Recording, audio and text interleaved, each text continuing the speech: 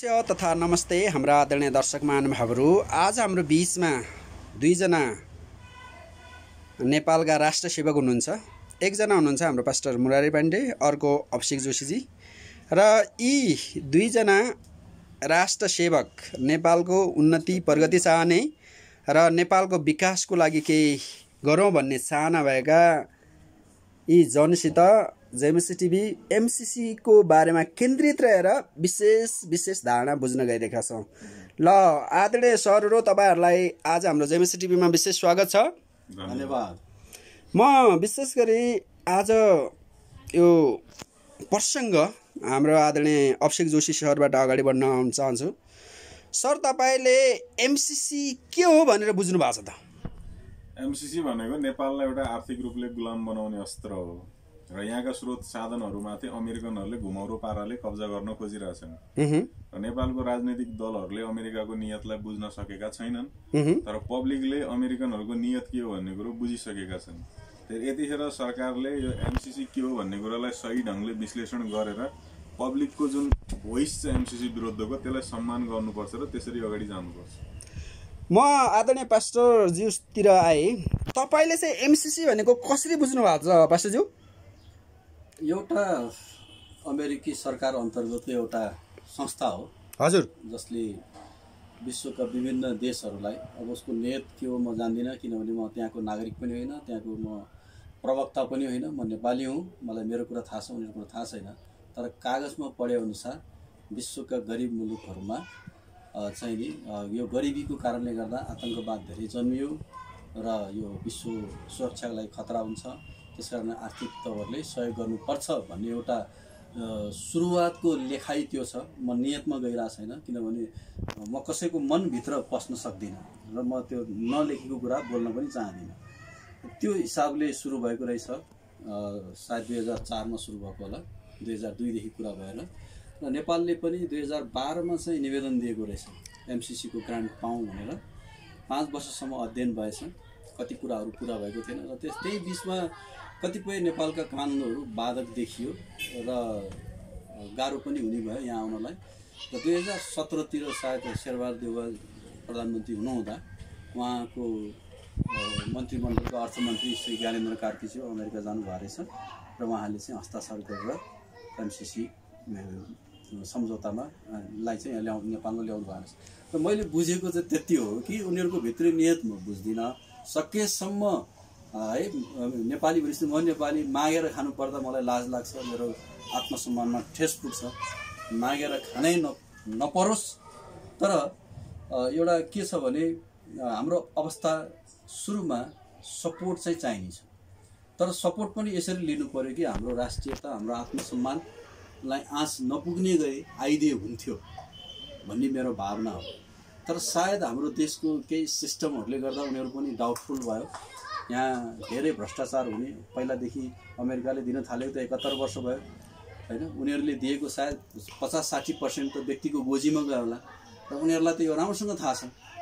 र भ्रष्टाचार नहोस् भनेर केही डोरी बाँधेर, गिभिङ विथ स्ट्रिङ भन्छ नि, केही डोरी बाँधेर चाहिँ काम गर्न पठायो कि भन्ने जस्तो पनि लागेको छ। जस्तै संसदबाट पारित हुनुपर्ने कतिपय अवस्थामा यदि कानुन बाजिएमा एमसीसीकै नियमावली माथि हुने इत्यादि कुराहरूले हाम्रो आत्मसम्मानलाई अलिकति ठेस पुर्याउने चाहिँ रहेछ। तर एउटा सर्ट टर्मको लागि भएको हुनाले 5 वर्षपछि त सिद्धिन्छ, त्यसपछि त यो कुरा जान्छ, अर्को सम्झौता हुन्छ, सधैँको लागि त होइन। र त्यहाँ एउटा चाहिँ उसमा दफामा चाहिँ मैले बिर्सेँ, दुवै पक्षले 1 महिनाभित्रमा सूचना दिएर, लिखित सूचना दिएर चाहिँ यसलाई टर्मिनेट बन्द गर्न सक्ने रहेछ भनेको रहेछ। त्यसो हो भने ट्राई गरौँ, मिलेन भने नेपाल सरकारलाई पनि टर्मिनेट गर्ने अधिकार छ, उनीहरूलाई पनि टर्मिनेट गर्ने अधिकार छ। ठुलो कुरा त रहेन। यसमा मैले भन्न चाहेको, महाकाली सन्धि गर्नेहरू नै आज एमसीसी सन्धि गर्नुपर्छ भनेर लागि परेका छन्। त्यतिखेर नेतृत्वमा शेरबहादुर देउवा थियो, आज ओलियो, फरक त्यति हो। तर जुन टोलीले महाकाली सन्धि गराएको त्यही टोली अहिले एमसीसी को लागि मरिहत्ते गर्दैछ। र जहाँसम्म दुईटा देशले एकअर्कालाई सूचना दिएर सन्धि खारेज गर्न सक्छन् भन्ने प्रावधान छ, त्यो प्रावधान हेर्दाखेरि चाहिँ दुईटै देशले गर्न सक्छ, दुईटै देशको अधिकारको कुरो भन्छ। तर तपाईको पोलिटिकल पावरले त्यो भ्याउँछ कि भ्याउँदैन भन्ने कुरो। किन महाकाली सन्धि आज तपाईँ कति भयो, 52 सालमा सन्धि भएको भन्छ, 20 र 5 झन्डै 27 वर्ष भयो। महाकाली सन्धिमा पनि यही प्रावधान राखेको छ कि एक पक्षले खारेज गर्न सक्छ भनेर। 30 वर्ष भयो न त्यसमा एउटा इट्टा थपेको छ, न नेपालले त्यसलाई खारेज गर्ने आँट गरेको छ। किनभने त्यो खारेज गर्ने बित्तिकै भारत रिसाउला भन्ने र त एमसीसी पनि त्यस्तै हो कि यहाँ बुँदा त राखिदिएको छ, तर नेपालसँग त्यो राजनीतिक पावर नै छैन कि भोलि एमसीसी ल काम भएन, यो भएन, त्यो भएन, खारेज गरिदिउँ भन्ने आँटै नेपालसँग छैन। त्यो भोलिको दिनमा खारेज गर्छु भन्नु झन् खतरनाक हुन्छ। भनेपछि अभिषेकजी तपाईँको बुझाइअनुसार एमसीसी नेपालको हितमा छैन भन्ने हो? मेरो बुझाइ के हो भने एमसीसी को जुन परियोजना छ हेर्दाखेरि सुन्दर छ, राम्रो छ, हेर्दाखेरि सुन्दर छ, तर त्यसको दायाँ बायाँ हैन लेफ्ट राइट के भन्छन् ती बुदाहरूलाई पनि ध्यान दिन पर्यो। अमेरिका कस्तो देश हो भने आफै चोर आफै पुलिस भन्ने देश हो के। तपाईँ अफगानिस्तानको हालत हेर्नुहोस् न, अफगानिस्तानमा तालिबान कसले खडा गरे? अमेरिकाले लगानी गरेर खडा भयो। त्यसपछि उसले के भन्यो भने अब यो अमेरिका अफगानिस्तानमा आतंकवाद बढ्यो, त आतंकवाद हटाउनु पर्यो भने आफैले नेटो लगेर त्यहाँ घुसेडिदियो। अफगानीले के गर्न सक्यो त? अफगानको सरकारले केही गर्न सकेन, अफगान पब्लिकले केही गर्न सकेन। भोलि तपाईँको एमसीसी को परियोजना जहाँ बनिरहेको ठाउँ हुन्छ त्यहाँनिर उसले कोही 2-4 जनालाई एउटा बम हान्न लगाइदिएला, अनि तेरो पुलिसले तेरो सुरक्षा संयन्त्रले यो चाहिँ मेरो परियोजनामा चाहिँ सुरक्षा दिन सकेन, म आफ्नै आर्मी ल्याएर राख्छु, आफ्नै पुलिस ल्याएर राख्छु भन्यो भने नेपाल सरकारले चाहिँ त्यसको विरोध गर्न सक्ला?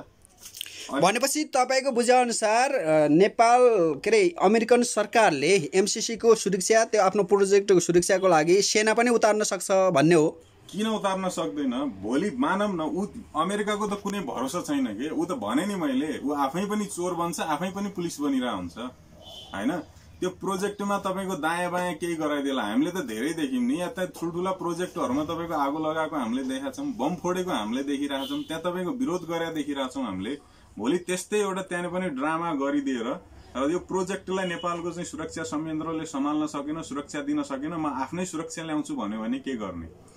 यो विषय त्यही भएर यहाँनिर हेर्दाखेरि चित्र राम्रो, तर दायाँ बायाँ चाहिँ एकदम खतरनाक कुराहरू छन्। अनि अर्को कुरा, उसको परियोजना 5 वर्षमा चाहिँ यदि सम्भव हुँदैन भने त्यसलाई चाहिँ सम्भव गराउनुको लागि संसदबाट पारित गराउने होइन, विधि अरू पनि छन्, ती अरू विधिहरू गर्नु पर्यो हैन। अनि नेपालको कानुनसँग बाँझिएको बेला चाहिँ नेपाली कानुनै नलाग्ने, अमेरिकन कानुन लागू हुने भन्ने कुरोले समयमा सम्झौता सकिन्छ कि सकिँदैन भन्नेसँग मानिराख्दैन कि उसका मान्छेलाई यहाँ कानुनी अडचन नहोस् भन्ने कुरासँग मानिराख्छ। फर इक्जाम्पल, उदाहरणको लागि हामी हेरौँ, त्यो आयोजनामा काम गरिरहेको कुनै अमेरिकनसँग कुनै बहानामा नेपाली लोकलको लडाइँ पर्ला, झगडा पर्ला, केही होला, हानाहानै होला, मान्छे मार्देला, छोरीचेली बलात्कार गर्देला, त्यो बेला नेपालको कानुनले समाउन नपाउने भन्यो भने यो देशको सार्वभौमिकता ठुलो हुन्छ कि तपाईँको त्यो अमेरिकनहरूको चाहिँ एउटा एग्रिमेन्ट ठुलो हुन्छ त? हामीले त्यो दृष्टिकोणबाट हेर्नु पर्यो नि। र आजसम्म जस्तो अमेरिकाले नेपाललाई यो पहिलो प्रोजेक्ट सहयोग गरिरहेको होइन, उसले त धेरै प्रोजेक्टहरू सहयोग गरेको छ, तर आजसम्मका उसका प्रोजेक्टहरूमा यस्ता शर्त खडा नहुने, तर यही प्रोजेक्टमा उसले दुनियाँभरिका शर्तहरू ल्याएर थोपर्नुको मुख्य कारण चाहिँ के हो त भन्दाखेरि अबको जुन यो विश्व राजनीतिको भूगोलको जुन चाहिँ चेन्जेस आइरहेको छ, भारत र चीनको बीचमा जुन द्वन्द्व क्रिएट भइरहेको छ, यो त अहिलेको होइन, यसलाई त एनालाइसिस गर्नेहरूले त तपाईँको 10 वर्ष 20 वर्ष अगाडिदेखि एनालाइसिस गरिरहेको हो। त अबको के हो त भन्दा नेपालमा जसले बसेर चाहिँ जुन शक्तिले नेपालमा चाहिँ खुट्टा टेकाउन सक्यो, जमाउन सक्यो, त्यसले पुरै दुनियाँ नचाउन सक्छ के भन्ने हो। अनि म अब पास्टरज्यूतिर आएँ। पास्टरज्यू अलिकति मेरो कुरा सकिया छैन। तपाईको इन्डियाले तपाईको इन्डो पेसिफिक स्ट्राटेजीमा साइन गर्यो हैन।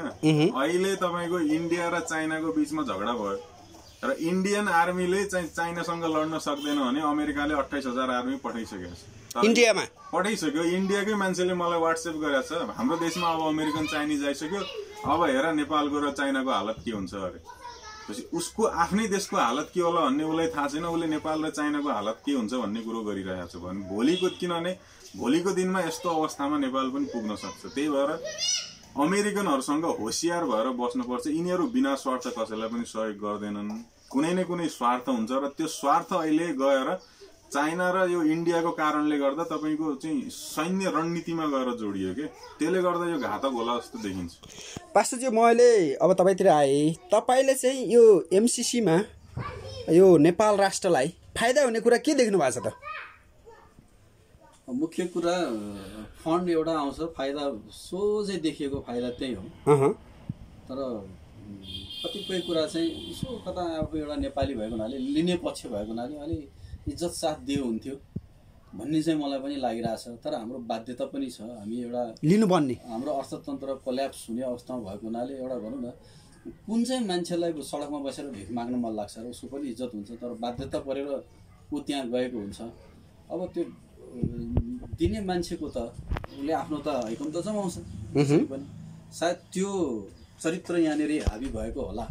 अब म चाहिँ नलेखिएको कुराहरूमा त्यति कुराकानी बहस गर्न म रुचाउँदैन, किनभने म एउटा अनुमानको भरमा बोल्नु ल, भोलि अर्कै त्यसको निस्किएला। लेखेको कुरा बोल्यो भने त म त सधैँ पोइन्टमा रहिरहन्छु नि, होइन, मेरो विवादमा आउँदैन। त्यसैले अब यो सेना ल्याउने यताउता कुरा गर्ने भने सम्भावनाका कुरा होला, तर काहीँ पनि लेखेको पनि छैन। अघि उहाँ अभिषेक सरले जो भन्नुभयो भारतमा 28,000, त्यो चाहिँ आएको छैन भन्नु मात्र हो, त्यो कुरा मात्र हो। जर्मनले पुरै तिर्न नसकेको हुनाले आधी समय सेना झिक्छु भनेको छ अमेरिकाले, कि पुरै तिर नत्र म सेना झिक्छु भनेको छ। अब ऊ त्यस आधी सेना केही एसियन देशहरूमा थप्न चाहन्छ, पक्का पक्का हो। तर भारतमा ल्याइसकेको चाहिँ छैन, अनुमति माग्न खोज्दैछ, यदि चाहिन्छ भने दिन्छ।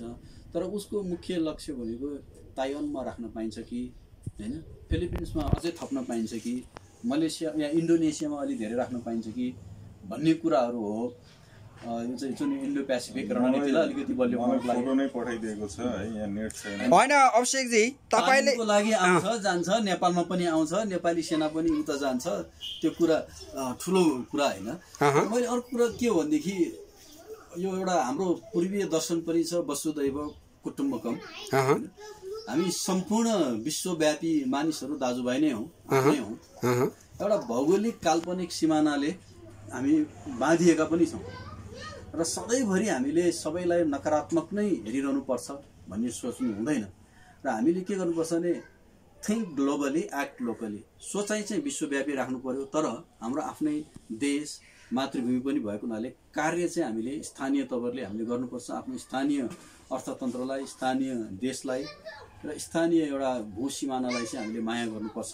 र हाम्रो त्यो एउटा अस्मितामाथि, हाम्रो इज्जतमाथि कसैले चाहिँ हातपात चाहिँ नगरोस्, दिँदाखेरि पनि हामीलाई इज्जत साथ दियोस् भन्ने इच्छा चाहिँ मलाई हुन्छ। तर कहिलेकाहीँ के हुन्छ भने हामी चाहिँ एउटा भेग माग्ने अवस्था जस्तो लाग्छ, किनभने नेपालको सरकार पनि माइनसमा छ, के अरे बजेट पनि मागेरै चलाइरहेको छ विगत 70-80 वर्षदेखि। बरु यसो मलाई चाहिँ के हेर्न मन लागेको छ भने एकचोटि यो आओस्, हेरौँ 5 वर्ष न हो, 5 वर्ष आओस्, 5 वर्षमा पुरा भएछ भने, यदि मेलम्ची जस्तो भएनछ भने 5 वर्षमा पुरा भएछ भने 400 केभीको एउटा प्रोजेक्ट के अरे बिजुली अन्तर्देशीय लाइन तयार हुनेछ। सायद 5 वर्षभित्रमा नेपालले 2000 मेगावाट जति भारतलाई र बङ्गलादेशलाई बेच्नेछ। अनि नेपालको बार्गेनिङ पावर बढ्नेछ भारतसँग, र भारतका धेरै औद्योगिक क्षेत्र र आवासीय क्षेत्र नेपालको बिजुलीप्रति आधारित हुने र त्यसमा आश्रित हुने भएको हुनाले त्यत्तिकै पेली हाल्न सक्दैन कि, नेपालको अदुवा र अलैँची मेची पुलमा रोक्न सक्दैन कि, चियाको ट्रकहरू रोक्न सक्दैन कि भन्ने एउटा यतातिर पनि भविष्यमा केही नाफा केही घाटा मैले यसमा देखेको छु। अभिषेक सर, यो एमसिसीले के विकासमा हात हाल्छ त नेपालको? होइन, उहाँले अघि भन्नुभयो इन्डिया आएको छैन, मलाई यो इन्डियामै बस्ने मान्छेले पठाएको 27,000 सैनिक आउँदैछन् युएसए का भनेर 28 मा आइसक्यो भनेको छ। आज तपाईँको जुलाई 3 तारिक हो। अब इन्डियनले नै झुटो न्युज मलाई दियो भने मलाई थाहा छैन, तर इन्डियन नागरिक हो, त्यो हुनाले उसको देशमा के भइरहेछ भन्ने कुरो उसलाई हामीभन्दा बेटर थाहा हुन्छ होइन।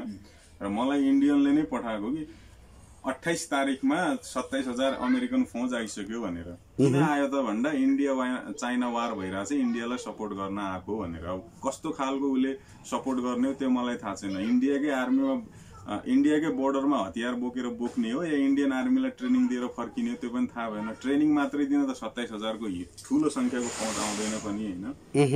अब जहाँसम्म हामीले आफ्नो देशमा चाहिँ तपाईँको विकास गर्नको लागि विदेशीसँग फन्ड लिने कि नलिने भन्ने कुराहरू छन्।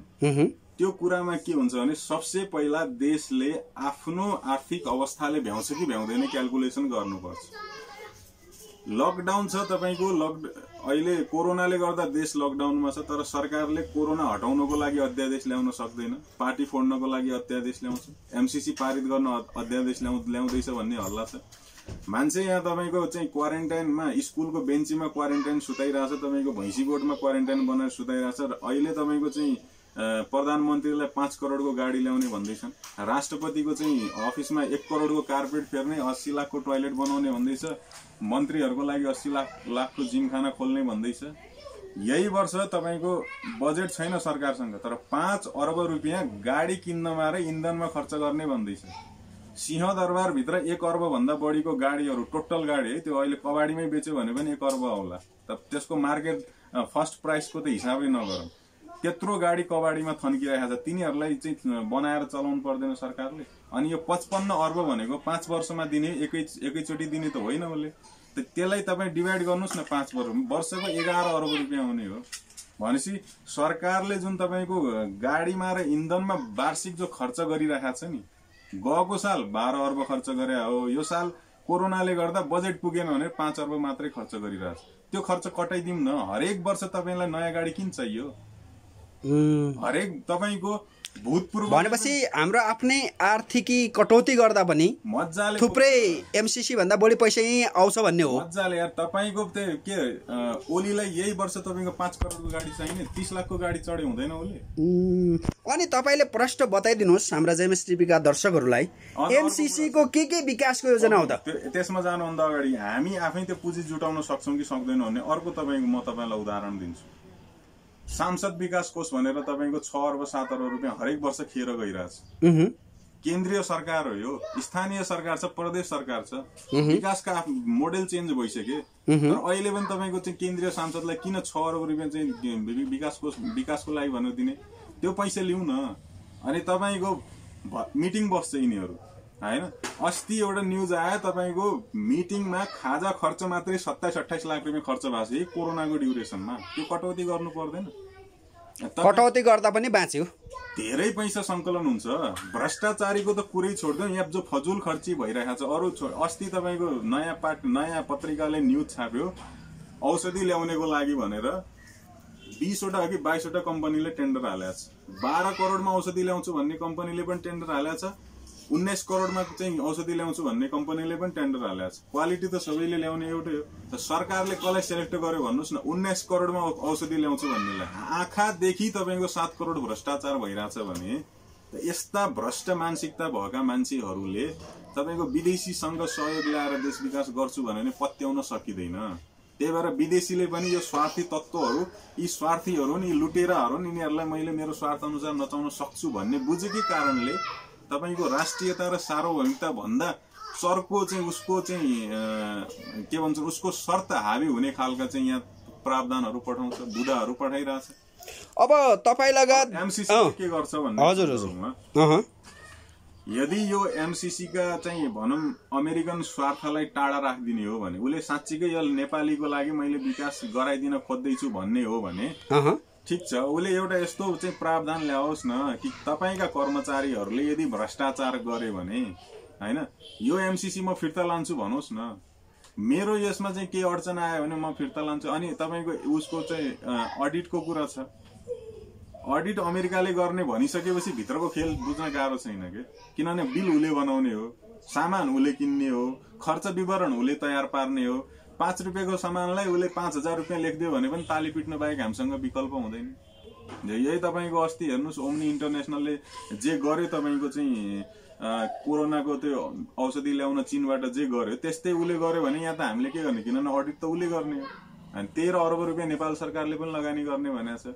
हुन सक्छ उसले मोडालिटी 30 अर्ब चाहिँ चान्चुनको खर्च को चाहिँ उसले मोडालिटी तयार पारेको छ होला। अनि नेपाललाई चाहिँ उल्लु बनाउनको लागि अर्को चाहिँ उसले तपाईको एक्स्ट्रा 25 करोड 25 अर्ब देखाएर चाहिँ 55 अर्बको बजेटको तयार पारे हो कि त्यो कुरा त हामीलाई थाहा छैन।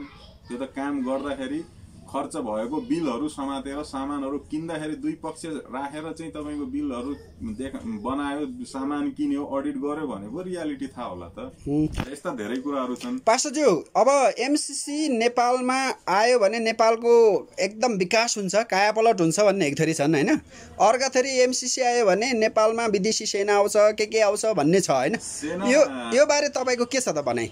अलिकति म प्रश्न पार्दिन्छु। हजुर, त्यसपछि भन्नु होला। सेना भनेर हो हतियार बोकेर आउने होइन कि, सेनामा काम गरेका मान्छेहरू सिभिल ड्रेसमा, कर्मचारीको ड्रेसमा आइदिन सक्छन् र उनीहरूले त्यो भूगोलको सुरक्षा गर्ने नाममा भित्र बसेर अरू कामहरू गर्दैनन्। तपाईँको यहाँ त कसरी आउँछन् भन्ने कुरा हामीलाई थाहा छ र भने यो देशमा जासुसी गर्नको लागि को मान्छे कुन कलेबरमा आएको चाहिँ कसैलाई थाहा छ? भोलि त्यो एमसीसी परियोजनाका जुन शर्तहरू छन् नि, त्यो शर्तहरूले शंका के पैदा गरेको छ भने भोलि उसले पनि त्यस्तो एउटा सुरक्षाको चाहिँ स्वार्थ बोकेर यहाँ मान्छे पठाइदियो। किन अमेरिकाको त हामीले हेरौँ न, कतिवटा देशसँग उसको मित्रता छ र ती मित्रता भएका देशहरू मध्ये साँच्चीकै उसले इमान्दार भएर कतिलाई सहयोग गरेको छ त भन्दा म्याक्सिमम देशहरूलाई उसले स्वार्थ अनुरूप आफ्नो अन्डरमा राखेर उनीहरूको नेचुरल रिसोर्सेसहरू दोहन गरिरहेको छ। गल्फका सबै देशहरूको हालत त्यही हो। जापान, अहिले हामी जापानको उदाहरण दिँदैछौँ। जापान कसरी कजिएर बसेको छ भन्ने कुरो त जापानिजलाई थाहा होला नि, त्यो त हामीलाई थाहा हुँदैन। त्यही हो, त्यही भएर यो कुराहरूमा अलिक प्रष्ट हुनु पर्यो। पास्टरज्यू, अनि तपाईँको बुझाइमा जब एमसीसी आउँछ यसले देशको कायापलट हुन्छ, राम्रो हुन्छ अर्थात् बिग्रिन्छ, के तपाईँको एनालाइसिस, तपाईँको अध्ययनले के बताउँछ त? देशको कायापलट हुन्छ भन्ने कुरामा म त्यस सहमत हुँदिनँ। अब उहाँले जति पनि अघि मितव्ययिताको कुराहरू ल्याउनु भयो त्यसमा 100मा 100% मेरो सहमति छ। एमसीसी को हल्ला चल्नु नै हाम्रै नेताहरू बेमान भएर है।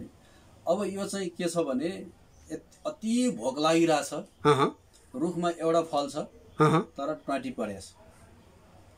नखाउँ भने म भोकै मर्छु, खाउँ भने ट्वाटी परेछ।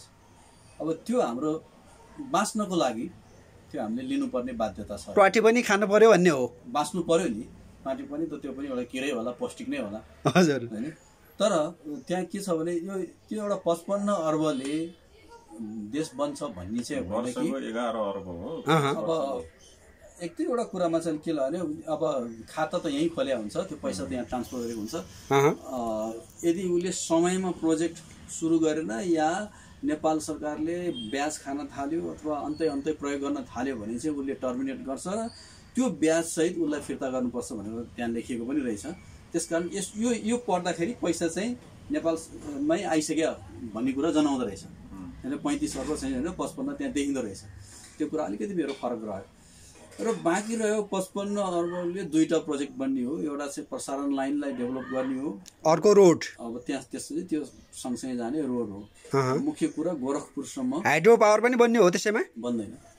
बनेकोसँग त्यसलाई कनेक्सन गर्ने एउटा 400 केबी को अब एउटा टावरहरू बनाउनु पर्यो र त्यो नेपालको कहाँ पोइन्ट छ त्यसलाई जोडेर त्यसलाई चाहिँ अन्तर्देशीय प्रसारण लाइन बनाउने हो, भारतसँग जोड्ने। भारतको अलरेडी त्यहाँदेखि सिलगढीसम्म सायद अलरेडी भनेपछि यहाँदेखि बिजुली बेचेर उता बङ्गलादेश पुर्याउने हो। बङ्गलादेशले किन्छु भनेको छ 500, जुन माथिल्लो कर्णाली। हजुर हजुर, उसले त एग्रिमेन्टै गरिसक्यो कि म 500 मेगावाट चाहिँ म किन्छु किनिदिन्छु। हावाबाट त पठाउनु मिलेन होइन। अन्तर्देशीय प्रसारण लाइन त चाहियो। त्यसको लागि भारतको भूमिमा जानु पर्यो, कुनै सरकारी भूमि होला, कुनै प्राइभेट भूमि होला। त्यसको लागि चाहिँ भारत सरकारसँग नेपालले अनुमति लिनुपर्छ र नेपाललाई भनेको छ कि यदि मानेन भने हामी मनाउँछौँ, उसले गर्छ, हामीले भने मान्छ भन्ने कुराहरू हो। एउटा पोजिटिभ वेबाट मात्र सोच्नु, नेगेटिभ कुरालाई हामी राखौँ। यदि साँच्चै नै अमेरिकाले चाहिँ राम्रो नियत राखेर हामीलाई सहयोग गर्न खोजेर रहेछ भने त कमसेकम अन्तर्देशीय प्रसारण लाइन त बन्यो नेपालको।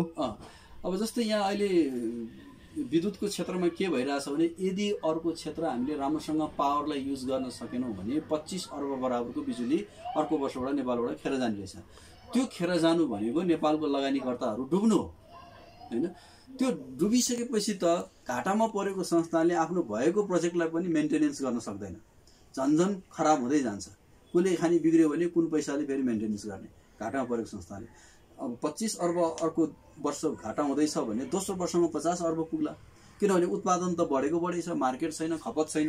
अब भारततिर लैजाउँ, सानो सानो ठाउँ छैन, हामीले अलिअलि केही मेगावाट लैजाउँला, तर 1000 मेगावाट 2000 मेगावाट दिनु पर्यो भने त त्यो प्रसारण लाइन छैन। पोजिटिभ वेबाट सोच्दैछु है म। यदि त्यो बन्यो भने नेपालको सरकारको भन्दा मलाई बरु त्यो भरोसा लाग्यो, किनभने यहाँ त एउटा बजेट बनायो भने त्यो खाएर 55 अर्बको बनायो भने 10 अर्ब खर्च होला होइन त सर, 45 अर्ब त यिनीहरूले खाइहाल्छन् मिलाएर। बरु कमसे कम अरू कुरा नेगेटिभ कुरालाई एक साइडमा राखौँ, उसले गर्यो भने कमसेकम त्यो 55 र प्लस नेपालको 13 अर्बले एउटा त्यो बन्यो भने एकछिन अलिकति तलै परिदिउँ, त्यो पुरा भयो भने त त्यसपछि त एमसिसी त नचाहिएला नि। ल ठिक छ, अब त हामी आफै विद्युत बेच्छौँ, अब हामी सुध्रिन्छौँ भनेर नेपालले पनि गर्न सक्छौँ। र अर्को कुरा, जब नेपालले बिजुलीको मार्केट पाउँछ अरू लगानीकर्ताहरू हौसिएर आउँछ होइन। कमसेकम हामीसँग 20-30 हजार मेगावाट चाहिँ हामीले चाहिँ उत्पादन गर्न सक्यो र 5000 मेगावाट भयो भने नेपाललाई औद्योगिकरण गर्न पुगिहाल्छ। 15000 चाहिँ बङ्गलादेश र इन्डियालाई बेच्न सक्यौँ भने के हुन्छ भने भारतको धेरै उत्पादन क्षेत्र, फ्याक्ट्रीहरू, पब्लिक सेक्टरहरू नेपालको बिजुलीमा आश्रित हुन्छ र अकस्मात चेन्ज गर्नु उनीहरूलाई सक्दैन, किनभने कोइलाबाट डिजेलबाट निकाल्नु महँगो पर्छ र भारतमा त्यस्तो जलविद्युतको क्षमता पनि त्यति धेरै छैन। नेपालले आफ्नो बिजुली दिएर उनीहरूलाई नेपालमा परनिर्भर बनाइदियो भने हाम्रो बार्गेनिङ पावर बढ्छ। मैले पोजिटिभ साइड मात्र गरिरहेको छु है।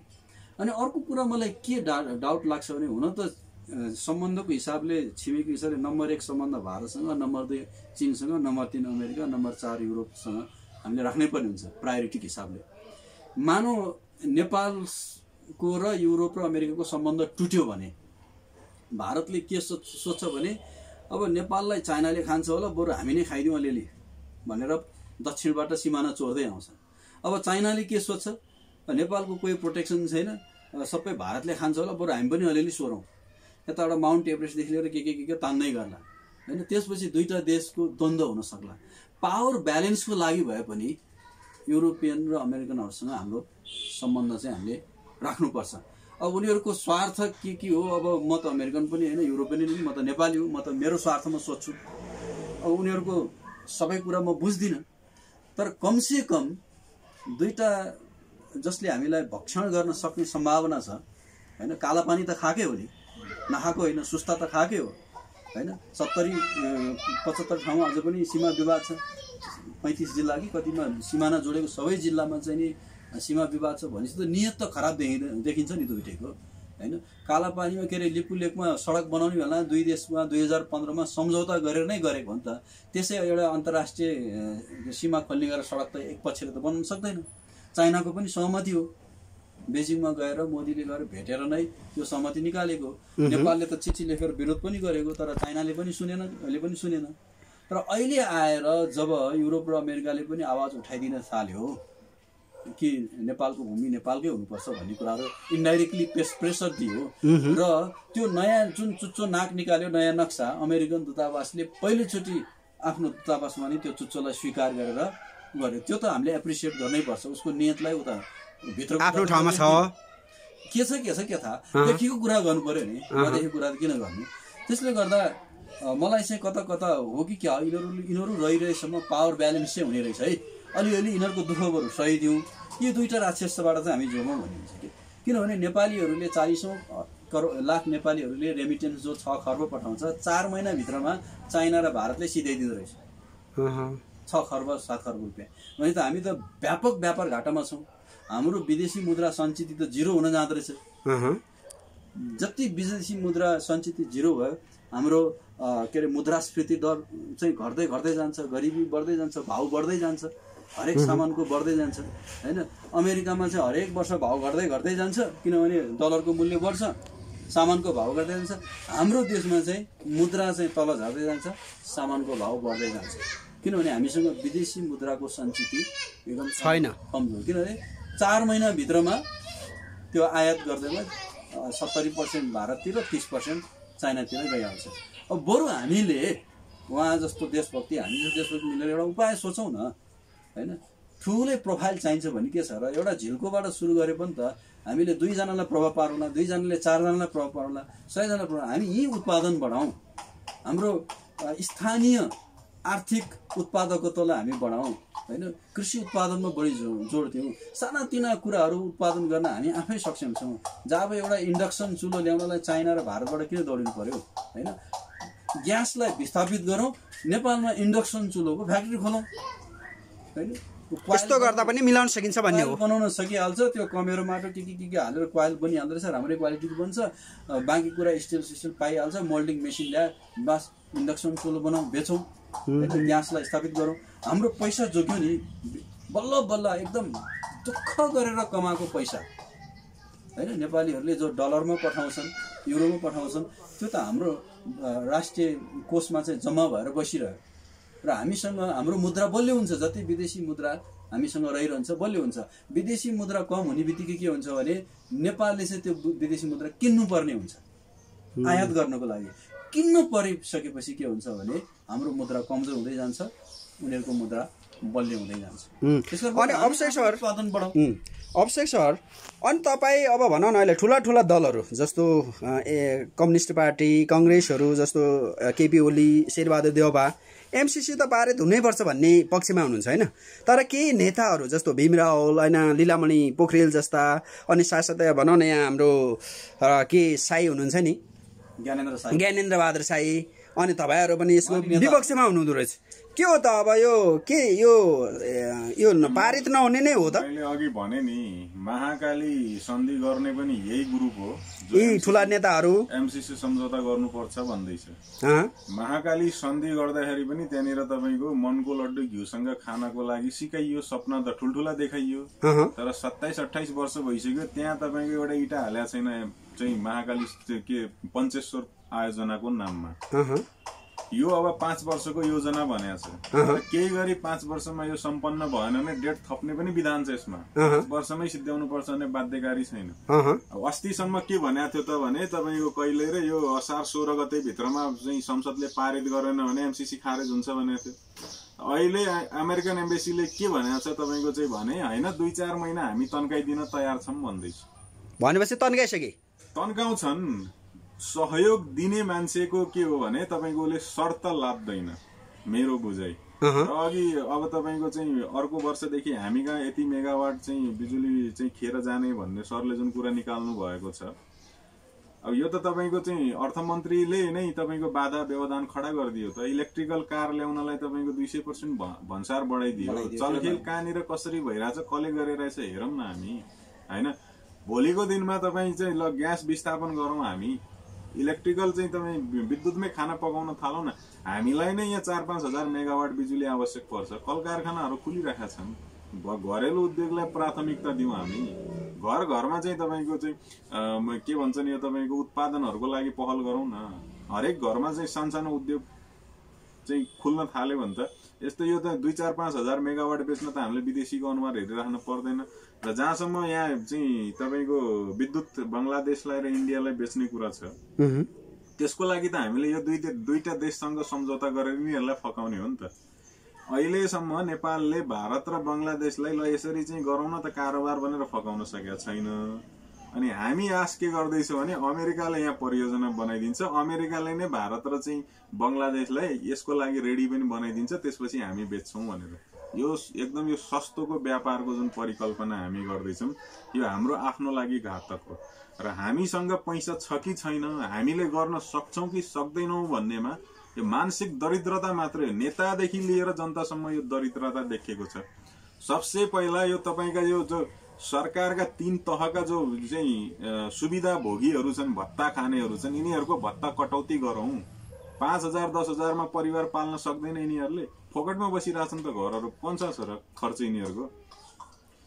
एउटा तपाईँको केही खर्च छैन, वायात नाममा यिनीहरूले खर्च लगिरहेको छ। तपाईँलाई विश्वास लाग्दैन होला, यिनीहरूलाई इन्धन खर्च भनेर महिनामा तपाईँको 25-30 हजार भन्दा बढी दिँदो रहेछ। विचार गर्नुहोस् कति छन् यहाँ इन्धन खर्चको नाममा 25,000-30 हजार खानेहरू। महिनामा तपाईँले हिसाब गर्नु भने नि के अरे 5-6 लाख रुपियाँ त केही सीमितको लागि, पुरै देशभरिकाको हिसाब गरेर मैले केही सीमितको हिसाब गरेर 25-30 लाख रुपियाँ प्रति महिना नेपाल सरकारले इन्धन खर्च दिइरहेको छ। वार्षिक हिसाब गर्नुहोस् त्यसको। केही सीमितहरू जसलाई हामीले अहिले पूर्व भनेर चिनिरहेका छौँ। उनीहरूलाई पनि दिएको छ राजा पनि पर्छ कि हुन सक्छ तर पूर्व राजालाई त पाल्न सक्नु पर्यो नेपाल हैन भनेपछि पूर्व न्यायाधीशहरू कति छन् नमरेकाहरू पूर्व राष्ट्रपति छ पूर्व प्रधानमन्त्री छ पूर्व गृहमन्त्रीहरू छन् पूर्व सचिवहरू छन् पूर्व भएकाहरूलाई नै तपाईको पाल्नको इन्धन खर्च किन आवश्यक पर्यो भन्ने हो यो कति धनी देश हो भने के मैले 25 लाखको टोयलेट बन्छ यार यो देशमा गरिब देश हैन नि यो त धेरै अब अलिकति हामी बुझ्दा यो एमसीसी कै अमेरिकामा पनि राष्ट्रपतिबाट हट्ने बित्तिकै उसको सबै सरकारी सुविधाहरू कटौती हुन्छ यही हैन त हामीले देखिराखे अनि अमेरिकालाई हामी धनी भन्छौं तर यहाँ चाहिँ 25-30 वटा पूर्वलाई पाल्न सक्ने अमेरिका भन्दा धनी देश हो नेपाल अनि किन त्यो हामी भन्दा गरिब देशसँग चाहिँ हामीले सहयोग लिने पहिला यहाँको चाहिँ तपाईको फजुल खर्ची घटाउनु पर्यो त्यो सबै फजुल खर्ची हटाउन पर्यो त्यो बजेटले यदि विकास निर्माणमा चाहिँ पैसा पुगेन त्यसले नभ्याउने भयो भने बल्ल हामीले अमेरिकासँग चीनसँग भारतसँग सहयोग माग्ने हो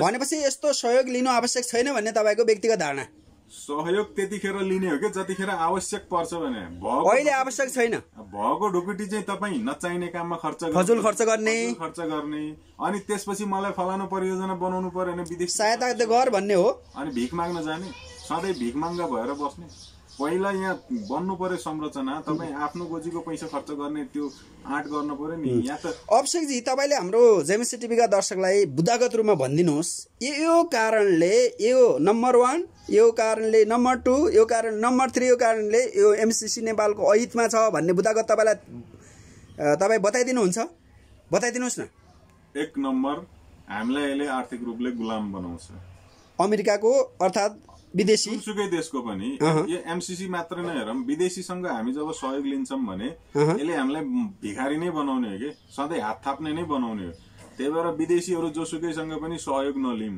सहयोग कतिखेर लिने भन्दा जतिखेर हामीले कुनै परियोजना बनाइराख्दाखेरि हाम्रो पैसाले पुगेन अनि मात्रै ल है हामी यो काम गर्दै थियौँ हामी कहाँ यति पुगेन तपाईले दिनुस् भनेर लिने हो सहयोग र त्यसरी दिँदाखेरि पनि उसले आफ्नो स्वार्थ हाबी गर्न थाल्छ भने त्यसमा हामी सचेत हुन पर्यो र अर्को कुरा के हो भने एमसीसी सहयोग जुन हामीले कतिपय मान्छेले के पनि भन्यो भने मैले नेताहरूकै मुखबाट सुने कि अमेरिकन जनताले तिरेको करको पैसा उसले हामीलाई सहयोग गर्दैछ भने सुन्दाखेरि त कस्तो मिठो लाग्छ नि तर यो करको पैसा हैन के यो आतंकवादको पैसा विश्वभरि जहाँ उसले आतंक फैलाएको छ नि त्यहाँबाट भएको इन्कमबाट हामीलाई उसले दिइरह्यो यो पापको कमाइ हो यसको भागीदार हामी बन्दैछौँ त्यही यदि यो चाहिँ हामी अलिकति सही ढंगले चाहिँ बाँच्न चाहन्छौँ भने पापको कमाइको हिस्सेदार नबनौँ त्यसपछि अर्को कुरो के हो भने उसको परियोजनामा मैले अघि पनि भने फेरि पनि दोहोऱ्याउँछु किनभने हरेक देशमा अनेक स्वार्थ बोकेका व्यक्ति हुन्छन् हैन अहिले एमसीसी को वकालत कति व्यक्तिले गर्दैछन् भने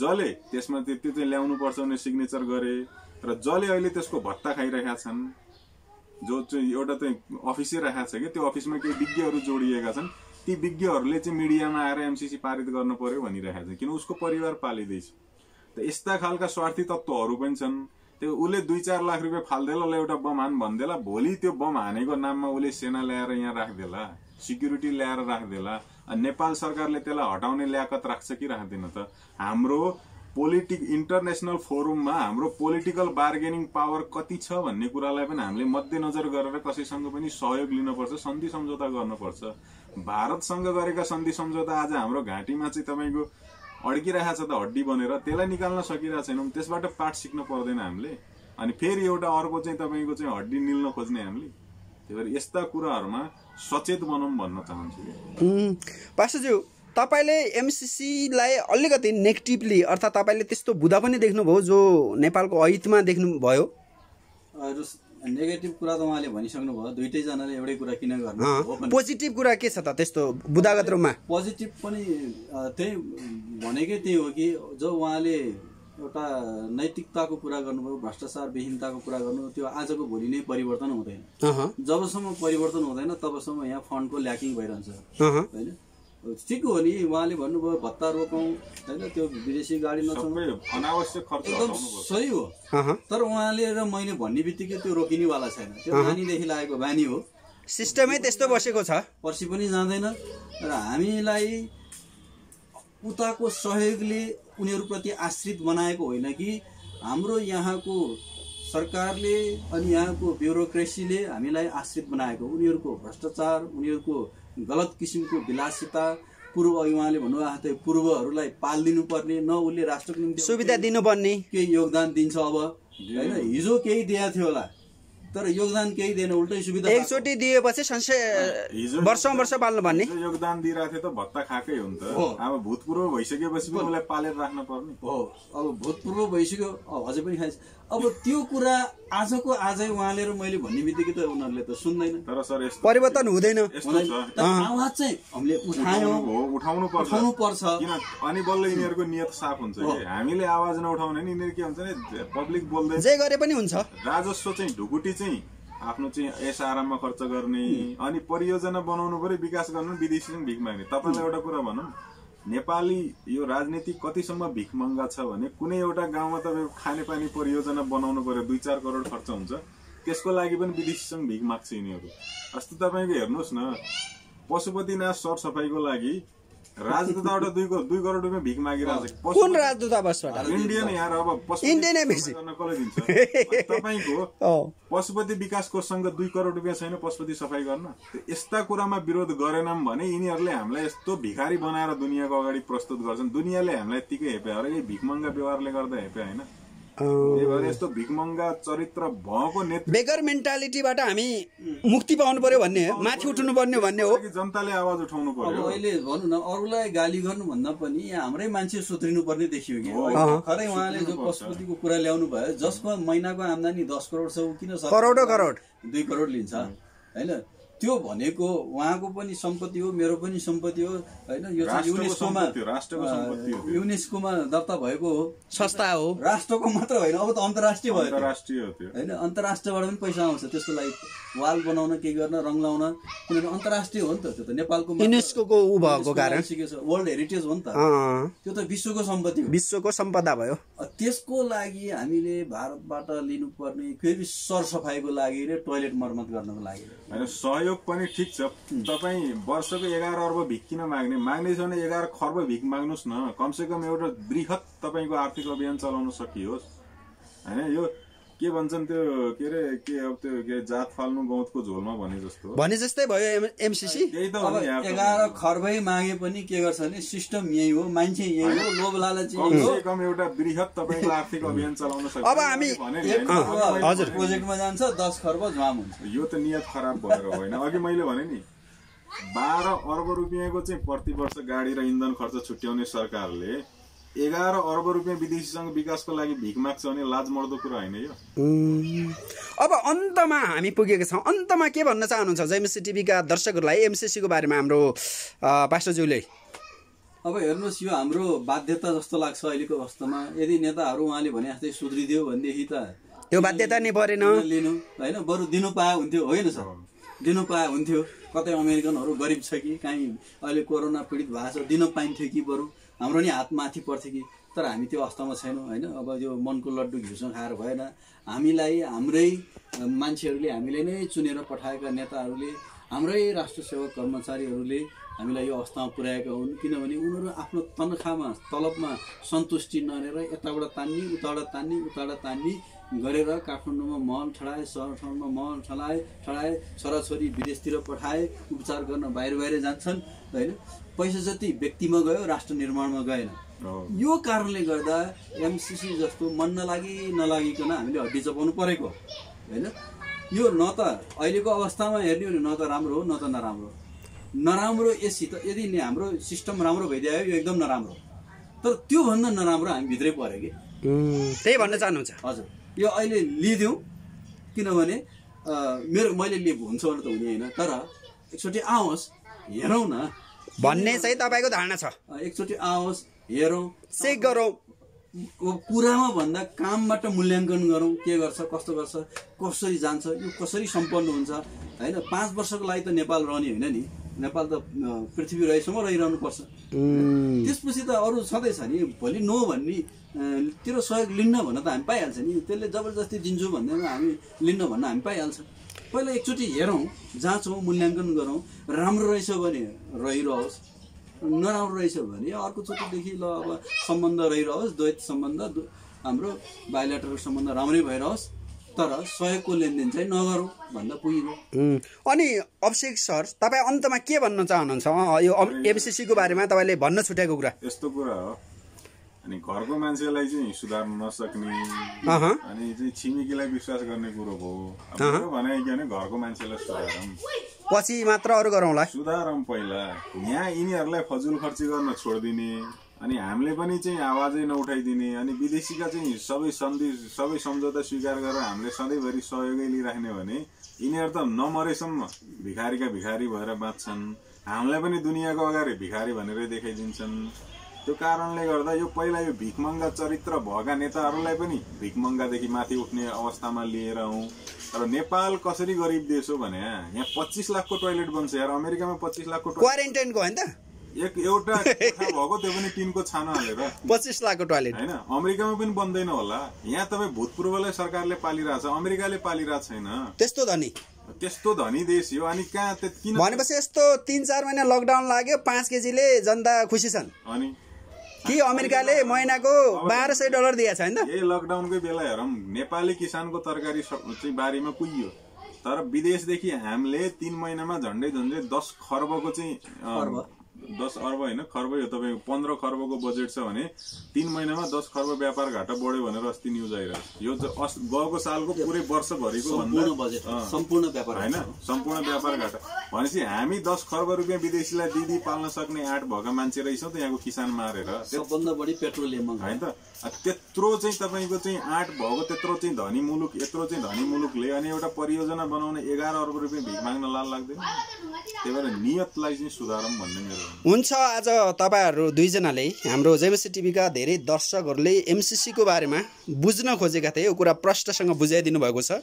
यसका फाइदाका कुरा बेफाइदाका कुरा लिनुपर्छ अर्थात् पर्दैन भन्नेमा आफ्नै दुईटा धारणा आयो। यसको बारेमा तपाईँ दुईजनालाई धेरै धन्यवाद। जेएमसी धन्यवाद, नमस्ते।